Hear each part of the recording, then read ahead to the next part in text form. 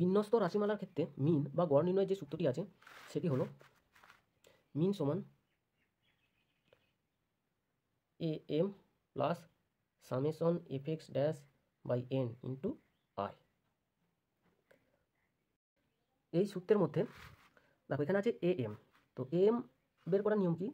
A M বের করতে হলে আমাদেরকে এই যে বড় ফ্রিকোয়েন্সি আছে, বড় ফ্রিকোয়েন্সি সোজাসুজি যে ক্লাস বা শ্রেণী আছে এই শ্রেণীর দিকে তাকাবো। তো এই শ্রেণীর মধ্যে আছে কত 20 আর 24। তো এ এম বের করতে হলে কী করতে হবে? 20 আর 24কে যোগ করতে হবে, দিয়ে 2 দিয়ে ভাগ করতে হবে। তাহলে এখানটায় এ এম সমান কত লিখতে পারি? দেখো এখানে আছে 20 যুক্ত 24, তাহলে 20 যুক্ত 24 বাই দিয়ে কত হবে 44/2 সমান কত 22।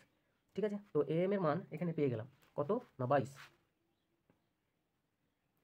তারপর আছে কি summation F X dash, summation F x ড্যাশের মান কত 8। তো সামেশন এফ এক্স ড্যাশের মান পেয়ে গেছি কত না 8, আর এন এর মান আমরা পেয়ে গেছি কত না 35 ইন্টু আই, আই মানে ইন্টারভ্যাল বা ব্যবধান, মানে এই যে শ্রেণীগুলো আছে এই শ্রেণীগুলো কত ব্যবধানে আছে। দেখো 0 থেকে 4 কত ব্যবধান আছে? 0 1 2 3 4 5 ব্যবধান আছে। মানে এই শ্রেণী গণনার ক্ষেত্রে সেই সংখ্যাটা থেকে আরম্ভ করতে হবে, 0 1 2 3 4, এর পরের সংখ্যাটা ধরলে হবে, যেমন 0 পর 1 2 3 4 এটা ধরলে হবে না। ঠিক আছে, তাহলে এখানে কত ব্যবধান আছে? ভাই না 5 ব্যবধানে আছে।